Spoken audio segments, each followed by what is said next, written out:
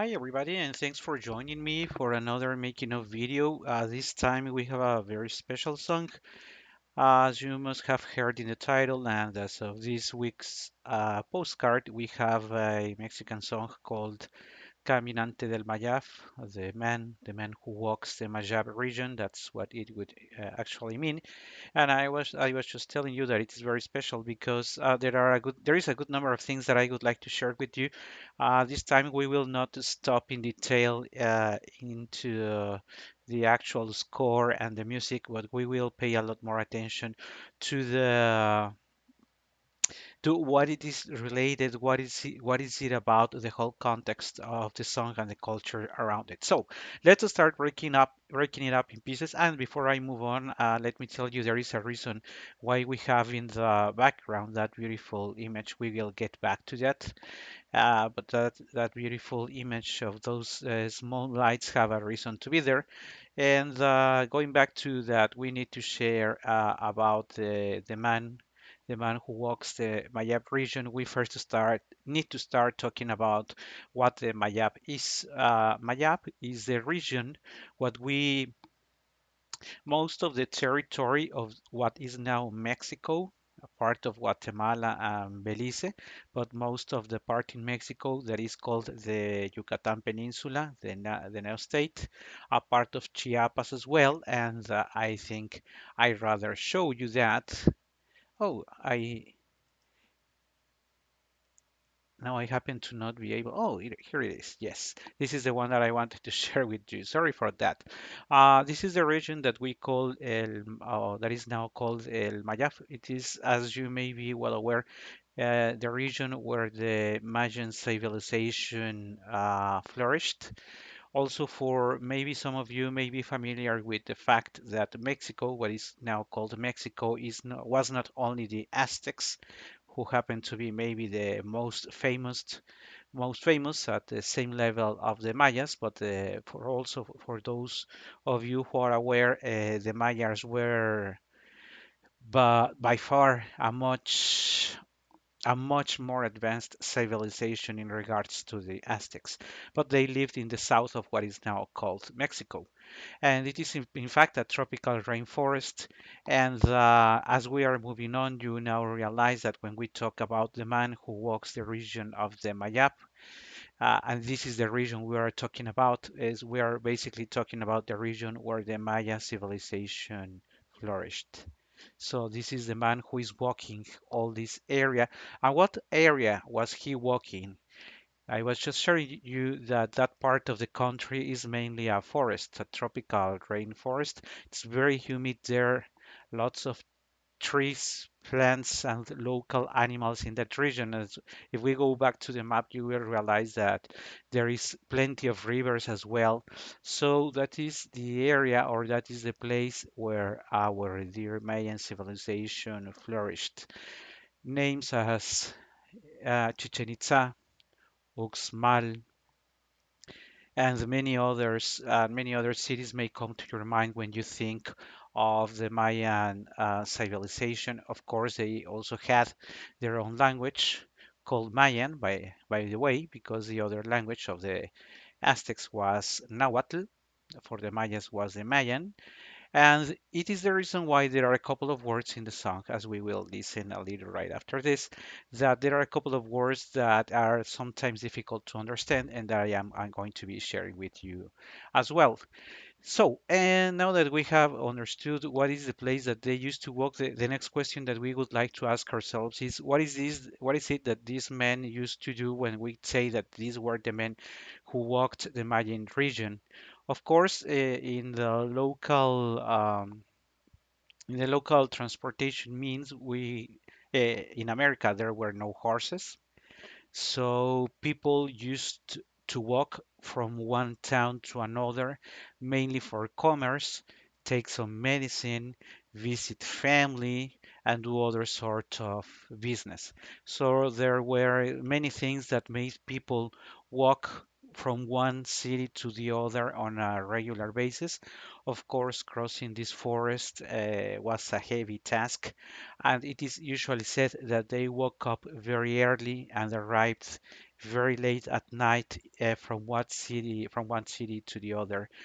And if you try to picture what is it that they could see, because when we also talk about the Mayan civilization, we need to understand that we are talking about one of the most advanced civilizations that not only before the Spanish arrived and eventually conquered Mexico, but one of the most advanced civilizations in terms of what now can be called science. You may be aware that they were excellent astronomers.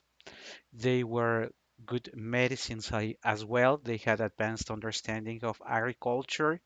They also had advanced understanding on how the body actually worked, biology, and how to cure diseases, natural ways of curing diseases as well. So there is a very good, and there are many people, including me, who are very passionate about what the greatest achievements the Mayans had.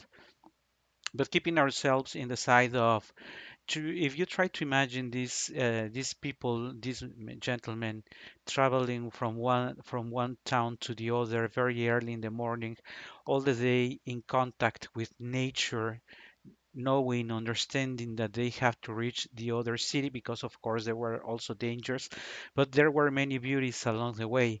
And of those beauties along the way is what this song, I haven't given you the author, which I am going to do now. The author of this song is Guti Cárdenas. As you could also read in the notes that I leave on the postcard, Guti Cárdenas, a very famous trovador, trova yucateca was his gender.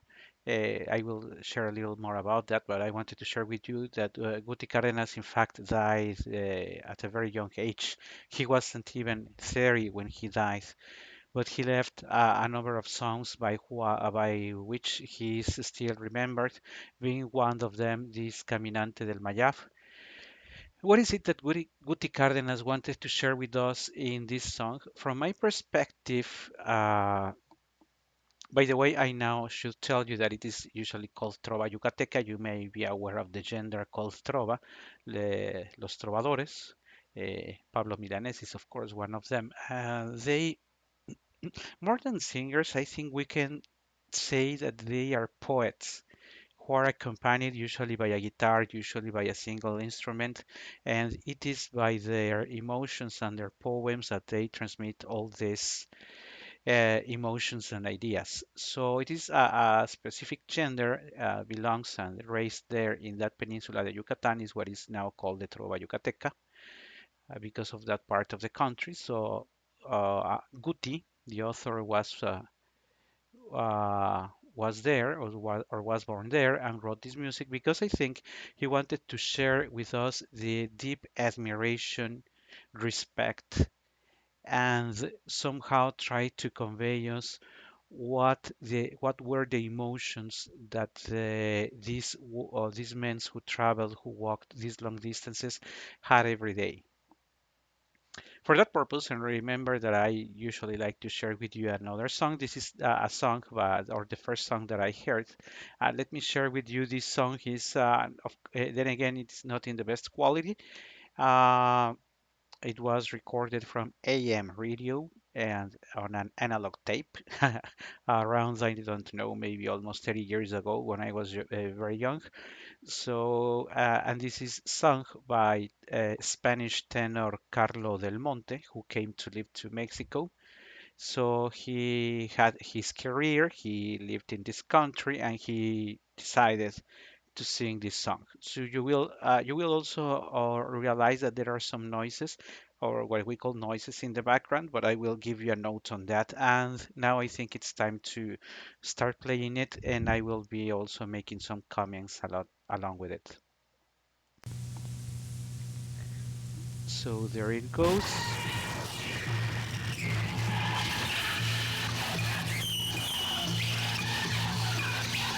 And the word starts by Caminante, Caminante.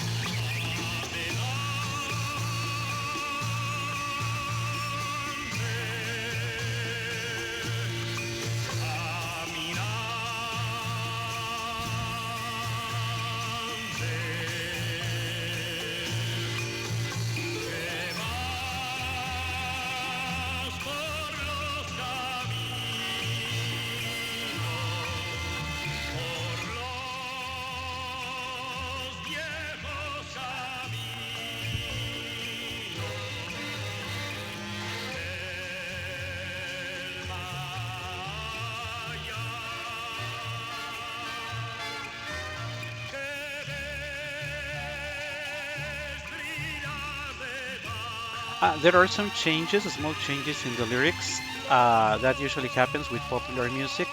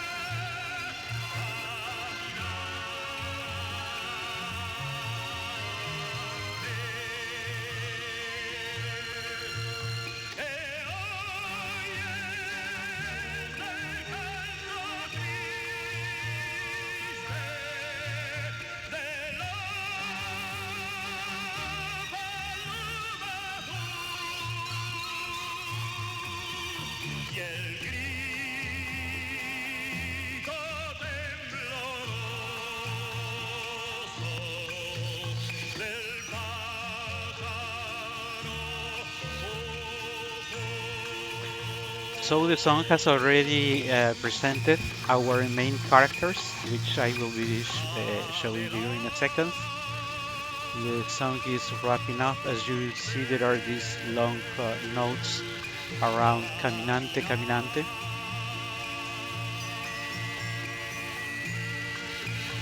And I would like you to pay attention to the sounds in the background.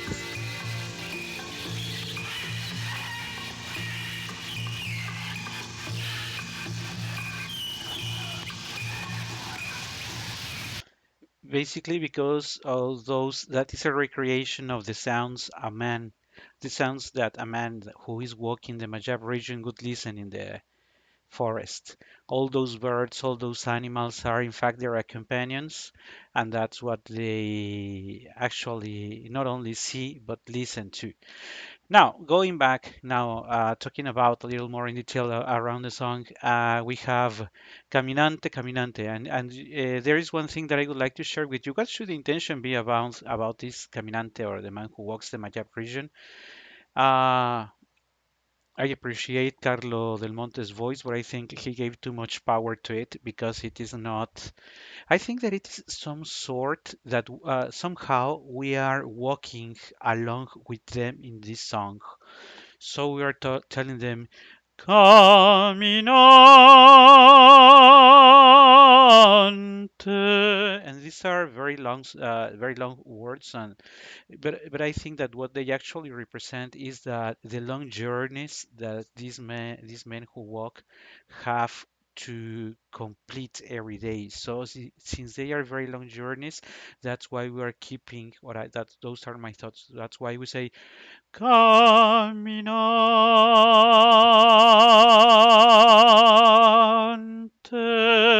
Also, I think that we need to do something about these songs because see if you only these words because if you only say Caminante,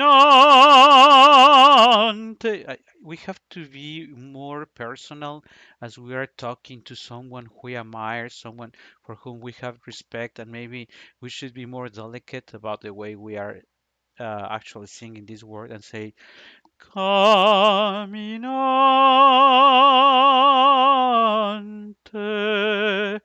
Caminante. Then you go for you are the one who walks those roads, those old roads of the Mayab region. You look at this one you because you see burning in the afternoons when the sun is about to set, you see those beautiful eyes off. And here I would like to thank I had the opportunity of meeting a person who has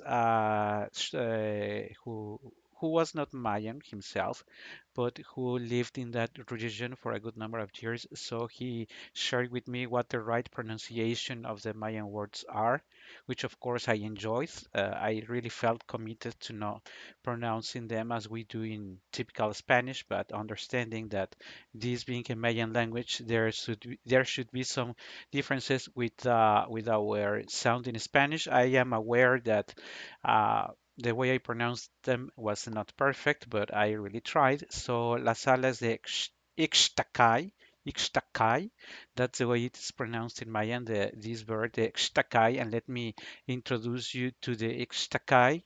And this beautiful bird is the Ixtacay.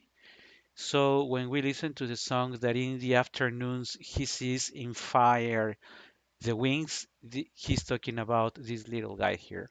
These guys here are endemic to that region, so that's what our walkers of the roads, the men who walk the roads of the Mayab, actually see. They see this little guy. Then they say, que ves brillar de noche los ojos del cocay. And now let me introduce you to the eyes of this beautiful insect, and this is the one that we had at the beginning. So you know these beautiful insects that and moreover, in humid places at nights, they go out and we can see I think it is their bellies that are have these that are illuminated and are these colors. In particular, the cocay. The cocay is also endemic to this region, so this is a variety. In Spanish, we call them luciérnagas, and so this is the Kokai. What the song is telling us is that in the afternoons he sees on fire the wings of this beautiful bird, this beautiful guy here. But when the night arrives, now he sees the eyes of the Kokai. He also talks about another beautiful bird that is called the paloma azul, and now he says que oyes el canto triste, que oyes el canto triste de la paloma azul y el grito tembloroso del pájaro. And we have the following bird, which is called the pájaro pujuy. And the pujuy, I would like to invite you, if you have the chance, of reading a little more about these animals that we have mentioned, because there is a very beautiful legend about the pujuy bird, which had very beautiful wings. But after you know these beautiful legends and fables that tell us the story, he ends up having nothing, and he didn't have a nice sing. So without his feathers and with not a nice sing, this poor bird, people do not pay them many attentions, and that's what is called el grito tembloroso del pájaro pujuy, because of this very particular noise that this bird makes. And that the song wraps with a phrase that says, Caminante, ¿a dónde vas?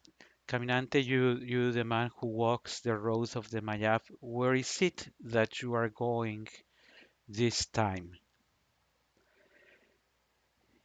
And with all that in mind, I would like to thank you for sharing this time with me, for talking about this beautiful song by Guti Cárdenas, Caminante del Mayab. Once again, I also would like to invite you to learn more about the Mayan culture, one of the greatest civilizations that this planet has ever had. Thanks very much. Thank you very much, and I will be seeing you some other time.